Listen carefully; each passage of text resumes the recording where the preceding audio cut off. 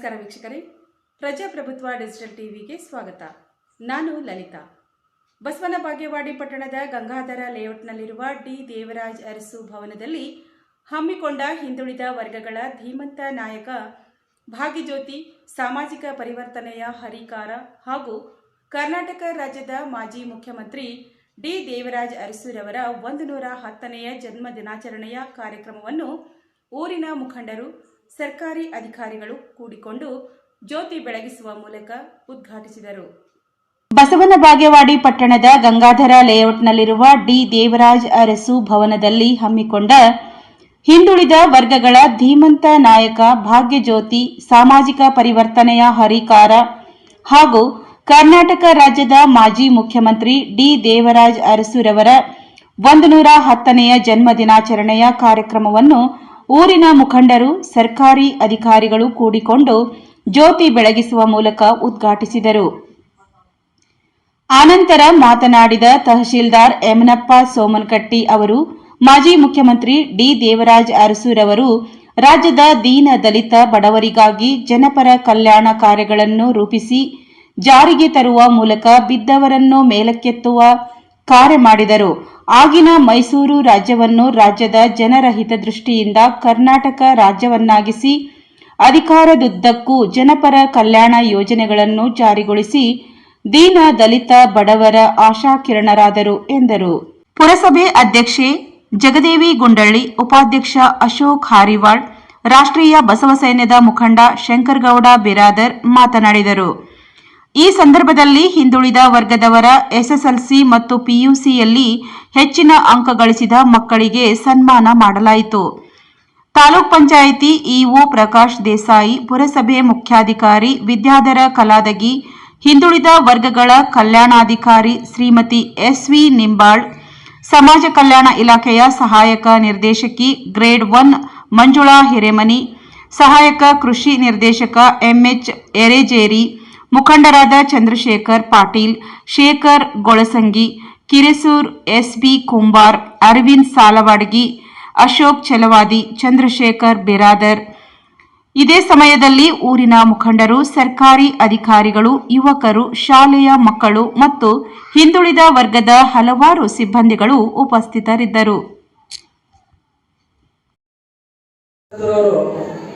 ಸಾಕಷ್ಟು ಇಡೀ ಎಲ್ಲ ವರ್ಗದ ಜನಾಂಗಕ್ಕೆ ಅನುಕೂಲವಾಗುವಂತಹ ಯೋಜನೆಗಳನ್ನ ಜಾರಿಗೆ ತಂದು ಈ ನಾಡಿಗೆ ಕೊಡುಗೆಯನ್ನು ಕೊಟ್ಟಿರ್ತಕ್ಕಂಥ ಹೆಮ್ಮೆಯ ಧೀರ ಮುಖ್ಯಮಂತ್ರಿ ಡಿ ದೇವರಾಜ ಅರಸುರವರು.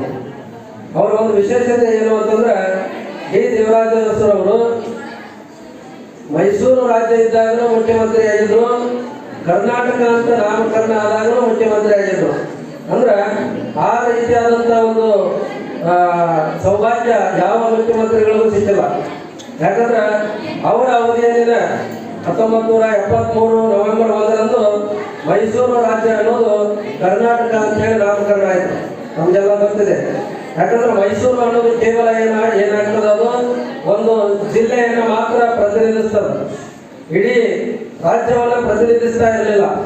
ಹೀಗಾಗಿ ನಮ್ಮೆಲ್ಲ ಉತ್ತರ ಕರ್ನಾಟಕ ಹಾಗೂ ಮಧ್ಯ ಕರ್ನಾಟಕ ಹಾಗೂ ದಕ್ಷಿಣ ಕರ್ನಾಟಕ ಎಲ್ಲ ಹೋರಾಟಗಾರರು ಈ ಒಂದು ರಾಜ್ಯಕ್ಕೆ ಕರ್ನಾಟಕ ಅಂತೇಳಿ ನಾಮಕರಣ ಮಾಡಬೇಕು, ಅದು ಇಡೀ ರಾಜ್ಯವನ್ನ ಪ್ರತಿನಿಧಿಸ್ತದೆ ಅಂತ ಹೇಳಿ ಹೋರಾಟ ಮಾಡಿದರು. ಆ ಹೋರಾಟವನ್ನು ಬೆಂಬಲಿಸಿ ಮಾನ್ಯ ಏನು ಮುಖ್ಯಮಂತ್ರಿಗಳಾಗಿದ್ದರು ಡಿ ದೇವರಾಜ ಅರಸುರವರು, ಅವರ ಅಧಿಕಾರಾವಧಿಯಲ್ಲಿಯೇ ಈ ಮೈಸೂರು ರಾಜ್ಯ ಅನ್ನೋದನ್ನ ಹೋಗಲಾಡಿಸಿ ಕರ್ನಾಟಕ ಅಂತೇಳಿ ನಾಮಕರಣ ಮಾಡಿರ್ತಕ್ಕಂಥ ಹೆಮ್ಮೆಯ ಕನ್ನಡಿಗ ಯಾರಾದರೂ ಇದ್ರೆ ಅದು ಡಿ ದೇವರಾಜ ಅರಸುರವರು ಅಂತಕ್ಕಂಥ ಮಾತನ್ನ ಈ ಸಂದರ್ಭದಲ್ಲಿ ನಾನು ಹೇಳಲಿಕ್ಕೆ ಬಯಸ್ತೇನೆ. ಅವರು ಹಲವಾರು ಯೋಜನೆಗಳನ್ನ ತಗೊಂಡ್ಬಂದ್ರ ಬಗ್ಗೆ ಆಲ್ರೆಡಿ ಉಪನ್ಯಾಸಕರು ಹೇಳಿದಾರ.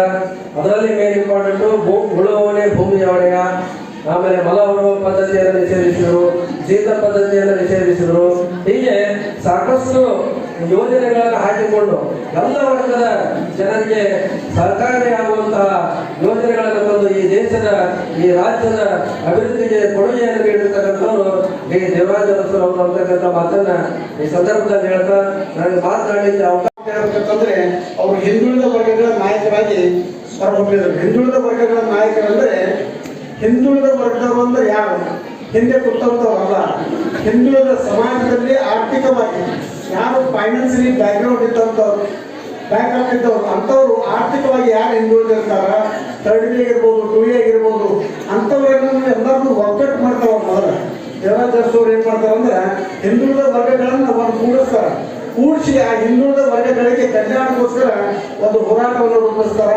ಅವರು ಅನೇಕ ರಾಜ್ಯ ಮನೆತನದ ವಿರುದ್ಧ ಆಗಿರ್ಬೋದು, ಈ ಮೇಲ್ಜಾತಿಯ ವಿರುದ್ಧ ಆಗಿರ್ಬೋದು, ಅನೇಕ ಯಾರು ಹೊರದಲ್ಲಿ ಭೂಮಿಯಲ್ಲಿ ಆಳುವರಿದ್ರು ಅವರಿಗೆ ನ್ಯಾಯವನ್ನು ಕೊಡುವಂಥ ಸಾಮಾಜಿಕ ಕಾರ್ಯವನ್ನು ಮಾಡಿದಂಥ ಮಹಾನ್ ಧೀಮಂತ ನಾಯಕ ಅವರೇ ಡಿ ದೇವರಾಜ್ ಅರಸು ಅವರು. ಅವರ ಹಾದಿಯಲ್ಲಿ ನಡೀತಾ ಇದ್ದಾರೆ ಮತ್ತೊಬ್ಬರು ನಮ್ಮ ಕರ್ನಾಟಕ ರಾಜ್ಯದ ಮುಖ್ಯಮಂತ್ರಿಗಳಾದಂಥ ಸನ್ಮಾನ್ಯ ಶ್ರೀ ಸಿದ್ದರಾಮಯ್ಯ ಅವರು ಕೂಡ ಡಿ ದೇವರಾಜ್ ಅರಸು ಅವರ ಆ ದಾರಿಯಲ್ಲಿ ಅವರು ಕೂಡ ಸಾಗ್ತಾ ಇದ್ದಾರೆ. ಅಂಥವ್ರ ಜಯಂತಿ ನಾವು ನೀವೆಲ್ಲರೂ ಆಚರಿಸ್ತಾ ಇರುವುದು ನಮ್ಮೆಲ್ಲರಿಗೂ ಕೂಡ ಹೆಮ್ಮೆಯ ಸಂಗತಿ. ಅಂಥವ್ರನ್ನ ನೆನೆಯುವುದು ನಮ್ಮ ನಿಮ್ಮೆಲ್ಲರ ಸೌಭಾಗ್ಯ ಅಂತ ಹೇಳಿ ಹಿಂದುಳಿದ ವರ್ಗಗಳ ಜನರನ್ನ ಸಮಾಜದ ಮುಖ್ಯವಾಹಿನಿಗೆ ತರ್ತಕ್ಕಂಥ ಪ್ರಯತ್ನವನ್ನ ಮಾಡಿದ ಫಲವಾಗಿ ಸನ್ಮಾನ್ಯ ಶ್ರೀ ದೇವರಾಜ್ ಅರಸು ಅವರನ್ನ ಹಿಂದುಳಿದ ವರ್ಗಗಳ ಧೀಮಂತ ನಾಯಕರು, ಹಿಂದುಳಿದ ವರ್ಗಗಳ ಆಶಾಕಿರಣ, ಭಾಗ್ಯಜ್ಯೋತಿ ಅಂತಕ್ಕಂಥ ಹೆಸರಿನಿಂದ ನಾವು ಇವತ್ತು ಕರೀತಾ ಇದ್ದೀವಿ. ಇವತ್ತು ಕರ್ನಾಟಕ ರಾಜ್ಯದಲ್ಲಿ ಸುಮಾರು ಸಹಸ್ರಾರು ವಿದ್ಯಾರ್ಥಿಗಳು ನಮ್ಮ ವಸತಿ ನಿಲಯದಲ್ಲಿ ಪ್ರವೇಶವನ್ನು ಪಡೆದು ಶಿಕ್ಷಣವನ್ನು ಪಡಿತಾ ಇದ್ದಾರೆ. ಅದೇ ರೀತಿಯಾಗಿ ನಮ್ಮ ತಾಲೂಕಿನಲ್ಲಿ ಕೂಡ ಸುಮಾರು 19 ವಸತಿ ನಿಲಯಗಳಲ್ಲಿ 1621 ವಿದ್ಯಾರ್ಥಿಗಳು ಇವತ್ತು ವಸತಿ ಸೌಲಭ್ಯವನ್ನು ಪಡಿತಾ ಶಿಕ್ಷಣವನ್ನು ಪಡಿತಾ ಇದ್ದಾರೆ. ಅದೇ ರೀತಿಯಾಗಿ ವಿದ್ಯಾರ್ಥಿಗಳಿಗೆ ವಸತಿ ಸೌಲಭ್ಯ ಅಲ್ಲದೆ ವಿದ್ಯಾರ್ಥಿ ದಶಕದಲ್ಲಿ ಬಡವ್ರ ಮಕ್ಕಳನ್ನ ಶಾಲೆ ಕಳಿಸೋದೇ ಬಹಳ ವಂಚಿತ್ತು. ಅಂತ ಸಂದರ್ಭದಲ್ಲಿ ಸಹಿತ ಧೀಮಂತ ನಾಯಕ ದೇವರಾಜ್ ಅರಸು ಅವರು ಮುಖ್ಯಮಂತ್ರಿ ಆದಂತಹ ಸಂದರ್ಭದಲ್ಲಿ ಈ ಮಕ್ಕಳಿಗೆ ಶೈಕ್ಷಣಿಕವಾಗಿ ಮುಂದೆ ಬರಲಿ, ದೀನ ದಲಿತ ಮಕ್ಕಳು, ಹಿಂದುಳಿದ ಮಕ್ಕಳು, ಬಡವರ ಮಕ್ಕಳೇನೆಲ್ಲ ಮುಂದೆ ಬರಲಿ ಅಂತ ಹೇಳಿ ಅವಾಗ ದೂರದೃಷ್ಟಿ ಇಟ್ಕೊಂಡು ಕೇಸಿಂದ ಅವಾಗ ಏನಲ್ಲ ಇವರು ಈ ಹಾಸ್ಟೆಲ್ಗಳನ್ನು ಪ್ರಾರಂಭ ಮಾಡುವ ಮೂಲಕ ಎಲ್ಲರಿಗೂ ಕೂಡ ಶೈಕ್ಷಣಿಕ ಹಕ್ಕನ್ನು ನೀಡಿದಂತ ಧೀಮಂತ ನಾಯಕ ಅದು ಕೂಡ ದೇವರಾಜ